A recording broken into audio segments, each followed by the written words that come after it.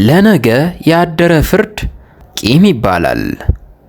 እግዚአብሔር ካለ ይህ ሁሉ ክፉ ነገር ሰይጣንስ ከየት መጣ የሚለውን ሐሳብ መንደርደሪያ በማድረግ በዶስቶቭስኪ ዘ ብራዘርስ አራማዞቭ ላይ ጥቂት ጉዞ አድርገን ነበር። በዚህ ምዕራፍ ደግሞ በዘመናችን ፈላስፎች እሳቤ ሰፊ ቦታውን የያዘውን እግዚአብሔር ሰውን በሙላት መልካም አድርጎ ቢሰራው ኖሮ ለሰይጣን ቦታ ባልኖረው ነበር። ነገር ግን የሰው ልጅ ሲፈጠር የጎደለበትን ቦታ በሰይጣን ለመሙላት ተገደደ የሚለውን ሐሳብ ተመስርተን እንጓዛለን። ኢቫን ታሪኩን የሚቀጥለው ወደ ሀገሩ ራሽያ በመመለስ አንድ ነጋዴ በፈረሱ ላይ ያደረሰውን በመተረክ ይሆናል። በኔክራዞቭ ታሪክ ውስጥ ያነበብኩት ነው። ነጋዴው ፈረሱን ትልቅ ዳውላ እህል አሸክሞ በቀትር ፀሐይ ዳገት ሲወጣ ሳለ የፈረሱ ጉልበት መብረክረክ ይጀምራል። ይህን ጊዜ ነጋዴው በሙሉ ኃይሉ የበትር ውርጅብኝ ያወርድበት ጀመር። ነገር ግን ፈረሱ ከውስጡ ቀርቶ የነበረውን ኃይል እንጥፍጣፊ ለማልቀስ ብቻ የሚያበቃ ነበርና በቆመበት ዱላውን እየተቀበለ እንባውን ማፍሰስና የሰቆቃ ጩኸቱን ማሰማት ጀመረ። ነጋዴው ግን አንዳች የርኅራኄ እንጥፍጣፊ በውስጡ አልነበረምና የብሱን ቁጣው ነደደ። በተለይም የፈረሱን ማልቀስ ሲመለከት በእጁ በያዘው ዱላ የሚያለቅስበትን ዓይኑን በመምታት አፈሰሰው። ፈረሱም የመጨረሻ ጭንቀቱን አጓርቶ በመግለጽ በቆመበት ስፍራ ወደቀ። እንግዲህ እግዚአብሔር ፈረስን ለሰው ልጅ ሲሰጠው እንዲህ ሊሰቃይ ነው ልትለኝ ከሆነ ልቀበለው።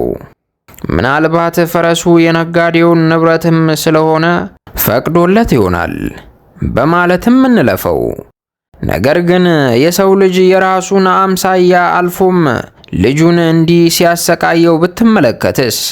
በአካባቢዬ እጅግ የተከበሩና ተማሩ የሚባሉ ባልና ሚስት አሉ። እነዚህ ባልና ሚስት አንዲት የ7 ዓመት ሴት ልጅ አለቻቸው። ታዲያ እነዚህ ወላጆች ይህችን ሕፃን ማታ ማታ እየተፈራረቁ ሲደበድቧት ያመሹና እኩለ ሌሊት ላይ ወድቃ ማጓራት ስትጀምር ድምጿ እንዳይረብሻቸው አፏ ውስጥ ጨርቅ ጠቅጥቀው ይተኙ ነበር። ሌላ ወላጆች ደግሞ በዚሁ በራሽያ ነበሩ። የ5 ዓመት ልጅ ሴት አለቻቸው። በዚህች ሕፃን ላይ በተለይ የአባቷ ቁጣ ከምንም በላይ የበረታና የከፋም ነበረ። አንዳንድ ጊዜ ለመጮ አቅቷት በድምጿ መቃተት እስክትጀምር ይደበድባትና አቅሏን ስታ ስትወድቅ ጥሏት ይሄድ ነበር። አባባ የሚለው ጩኸቷና የሕፃን ዋይታዋን በሰማው ሰዓት የውስጥ ስቃይ እጅግ የበረታና የከፋም ይሆን ነበር። በኋላ ግን ይህን የሕፃኗን ሰቆቃ መስማት የሰለቻቸው ሰዎች ጉዳዩን ለፍርድ ቤት በማስታወቅ ይህ በደል በሕፃኗ ላይ የፈጸመው ወላጅ አባት ተከሶ ቀረበ። በኋላም ፍርዱ መሰማት ሲጀምር ጠበቃው እንዲህ አይነት ቀላል ነገር በዚህ ፍርድ ቤት ቀርቦ ሊታይም ባልተገባ ነበር። አባት ልጁን ከጥፋትና ከስህተት ያድናል። ይህንንም የሚያደርገው ልጁን በመቅጣት ነው። ስለዚህም ፍርድ ቤቱ ደንበኛዬን ያሰናብትልኝ አለ ጠበቃው። ፍርድ ቤቱም ጉዳዩ የወላጅ ልጅን የመቅጣት ነገር ነውና በነፃ አሰናብተነዋል አለ። በፍርድ ቤቱ ዙሪያ ተሰብስቦ ይህን ፍርድ የሰማው ሕዝብም በውሳኔው ደስታውን ገለጸ። አባትም ልጁን ለመደብደብ ወደ ቤቱ ተመለሰ። እናስ እውን ሰይጣን ከሰው ይለያል? አለ ኢቫን። ኢሊዮሻ ሌላ ታሪክ ልንገር። የ6 ዓመት ሕፃን ነች ይላል ኢቫን። አባትና እናቷ የተፈራረቁ ሲደበድቧት ያድሩና ሲደክማቸው በራሽያ የብርድ ሌሊት በረዶ ላይ አውጥተው ጥለዋት በራቸውን ዘግተው ይተኛሉ። የዚህችን ሕፃን ስቃይ እየሰማች እናቷ ቤቷ ገብቷ መተኛቷ የሚደንቅ ቢሆንም ነገር ግን አንዳች ክፋት በውስጧ የሌላት ቅንነት፣ የዋህነት፣ ደግነት ብቻ የተሸከመችው ይህች ሕፃን በሰቆቃ ስትጮህ ራሱ እግዚአብሔር ሰምቶ ሊመልስላት ካልቻለ ሰይጣን በዚህች ልጅ ዕጣ ውስጥ የፈለገውን ማድረግ ችሏል ማለትም አይደል? አንድ ነገር ግን የተረዳሁት የሰው ልጅ መልካምንና ክፉን ማድረግ ባያውቅ ኖሮ በዚህ ምድር ላይ ለመኖርም ባልቻለ ነበር። አልዮሻ፣ የሚደንቀኝ ግን መልካምንና ክፉን ለማድረግ ከፍሬው የበሉት ትልልቆቹ ቢሰቃዩ ኖሮ የእጃቸውን አገኙ ለማለትም ይገባን ነበር። ነገር ግን እነዚህ የዋህና ንጹሐን የሆኑት ሕፃናት ምን ባደረጉ ነው ይህ ሁሉ መከራ እንዲደርስባቸው እግዚአብሔር የለቀቃቸው? ስቃይህ ይሰማኛል፣ ግን ይበልጥ ደግሞ የእነዚህ ሕፃናት ስቃይ ይሰማኛል። ይህ ሁሉ መከራ እንዲደርስባቸው እግዚአብሔር የሚደንቀኝ ግን መልካምንና ክፉን ለማድረግ ከፍሬው የበሉት ትልልቆቹ ቢሰቃዩ ኖሮ የእጃቸውን አገኙ ለማለትም ይገባን ነበር። ነገር ግን እነዚህ የዋህና ንጹሐን የሆኑት ሕፃናት ምን ባደረጉ ነው ይህ ሁሉ መከራ እንዲደርስባቸው እግዚአብሔር የለቀቃቸው? አልዮሻ፣ ስቃይህ ይሰማኛል፣ ግን ይበልጥ ደግሞ የእነዚህ ሕፃናት ስቃይ ይሰማኛል አለ ኢቫን። ለእኔ አታስብ፣ እኔም መሰቃየት እሻለሁና አለ አልዮሻ። ኢቫን ቀጠለ። አንድ የጥንት የራሽያ ታሪክ ላይ ያገኘሁትን ልንገርህና የሰውን ልጅ ሰይጣንነት በሚገባ ታይበታለህ። በጥንት ዘመን ከከበርቴዎቹ ወገን የሆነና ከፍተኛ ስልጣን የነበረው አንድ ጄኔራል በራሽያ ይኖር ነበር። የጄኔራል ምንም እንኳን ከአገልግሎት በጡረታ የተገለለ ቢሆንም በምድሪቱ ላይ የፈለገውን ነገር ከማድረግ የሚከለክለው አንዳች ኃይል አልነበረም። በስሩም እንደ ንብረቱ አድርጎ የሚያዝባቸውና ያሻውን የሚፈጽምባቸው 2000 ያህል ሰዎች ሲኖሩ ሁሉም በፍጹም ታማኝነት አገልጋዮቹ ነበሩ። አንድ ቀን በአቅራቢያው በሚገኝ መንደር የሚኖር አንድ የ8 ዓመት ሕፃን ወደዚህ ጄኔራል ቅጥር ተጠቅቶ ሲጫወት የተመለከታትን የጄኔራሉን አዳኝ ውሻ በድንጋይ ወርውሮ በመምታት እግሯ ላይ ትንሽ ጉዳት አደረሰባት። በነጋታው ጄኔራሉ ውሻውን ስታነክስ ተመልክቶ ለምን እንደምታነክስ አሽከሮቹን በቁጣ ጠየቀ። አሽከሮቹም ሕፃኑ በወረወረው ድንጋይ ተመታ በደረሰባት ጉዳት መሆኑን ይነግሩታል። ሕፃኑን ልጅ እንዲያመጡለት አዘዘና እናቱ ይዛው ቀረበች። ጄኔራሉም ሕፃኑን ሲመለከት በቁጣ ባዶ ቤት ወስደው እንዲዘጉበት አዘዘ። እናቱም በእንባ እንደተጠመቀች ወደ ቤቷ ተመለሰች። በነጋታው ሕፃኑ ተይዞ ወደ አደን ሜዳ በጄኔራሉ መሪነት ተወሰደ። በዚያም ሲደርስ ልብሱን ተገፎ ራቁቱን እንዲያደርጉ ታዘዘ። ሕፃኑ ልብሱ ተገፎ በዚያ የራሽያ ቅዝቃዜ አውላላ ሜዳ ላይ ቆሞ መንቀጥቀጥ ጀመረ። ጄኔራሉ እንዲሮጥ አዘዘው። በልጅነት ጉልበቱ አቅሙ ያንን ሜዳ በሩጫ መውተርተር ሲጀምርም ከኋላው እጅግ ብዛት ያላቸው አዳኝ ውሾች ተለቀቁበት። ብዙም ሳይርቅ ውሾቹ በሕፃኑ ላይ ደርሰው እናቱ እያየች ተቀራመቱት። እናስ ይህ ጄኔራል ሰይጣን አሳሳተው? ለመሆኑ በጥፋቱ ይቀጣስ ቢባል ለሰራው ወንጀል ተመጣጣኝ የሚሆን ምን አይነት ቅጣት ይሆን? አለ ኢቫን።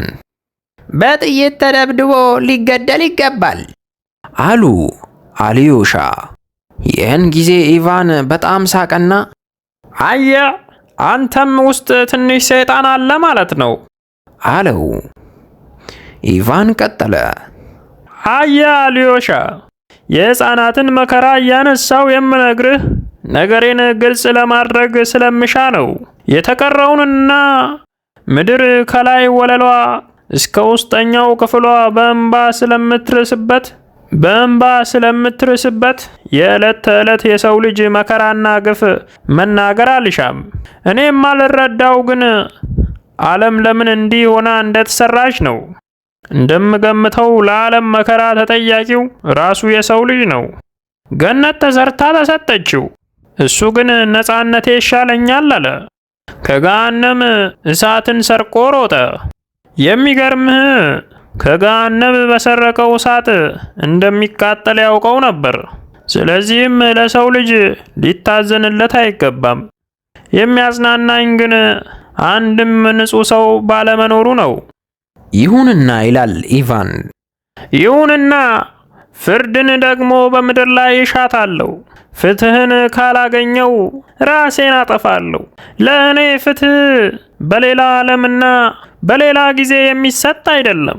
ነገር ግን የሚያረካኝ ዛሬና አሁን በዚህ ምድር ላይ የሚሰጥ ፍርድ ነው።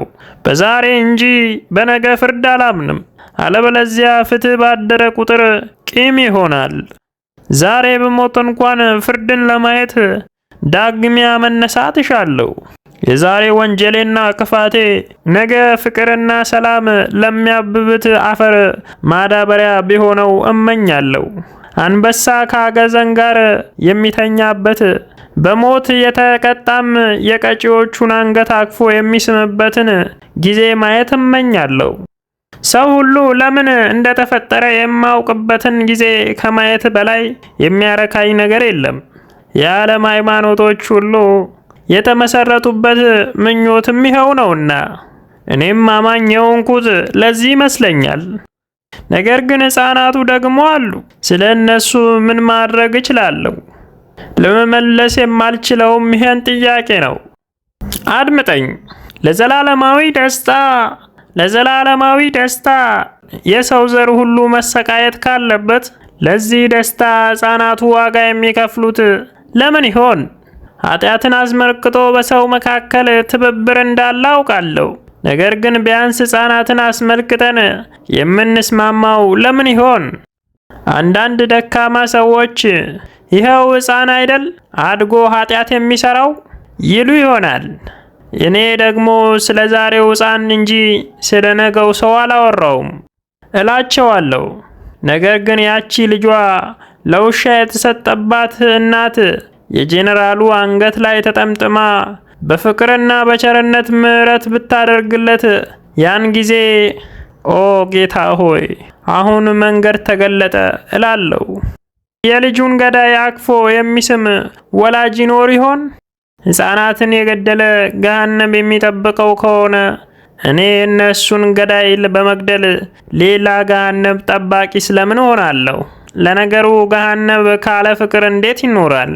ለዚህም ነው ይቅር ማለት የሚገባኝና የሰውን ልጅ ሁሉ በፍቅር ማቀፍ የምሻው። ከእንግዲህም መሰቃየት አልሻም። ለነገሩ እናት የልጇን ገዳይ እንዴት ይቅር ማለትስ ይቻላታል? እናም ፍቅር በራሷ የምታስከፍለው ዋጋ እጅግ ከባድ ነው የሚሆነው። እኔም በሆነ ልጅሽን ለውሻ የሰጠብሽን ሰው ይቅር በይው በማለት እናቲቱን አላስጨንቃትም። ስለዚህም ለፍቅር የሚከፈለው ዋጋ ውድ ስለሆነ ገነት ከመግባት እግዚአብሔር የሰጠኝ የመግቢያ ትኬት መመለስ የሚሻል ይሆንብኛል። ልብ በል፣ በእግዚአብሔር አላምንም አላልኩም። ነገር ግን ገነት ለመግባት የተሰጠኝን ቲኬት ለመግዛት ውድ ስለሆነብኝ መልሼለታለሁ አለ ኢቫን። ይህ አመጽ ነው አለ አሊዮሻ። አመጽ ነው በማለት አዝናለሁ። አንድ ሰው በአመጽ መኖር አይችልም። እኔ ደግሞ መኖር እንደምፈልግ ታውቃለህ። እስቲ አንተ መልስልኝ።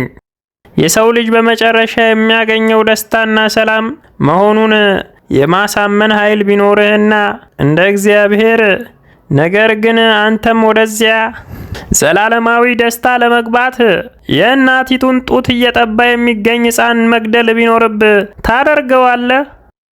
አለ ኢቫን። አላደርገውም አለ አሊዮሻ።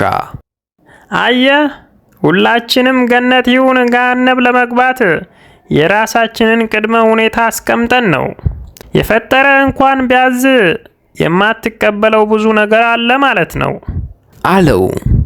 ዶስቶቭስኪ ከልክ በላይ ያስጨነቀውን የሰይጣን ማንነት ጥያቄ በኢቫን በኩል የመለሰው ይመስለናል። ሰው ሰይጣን መባልን ስለማይፈልግ ብቻ ክፉ ድርጊቱን በሰይጣን ላይ ጣለው። የሚደንቀው ግን ሰይጣንም የሰውን ያህል ክፉ አለመሆኑ ነው።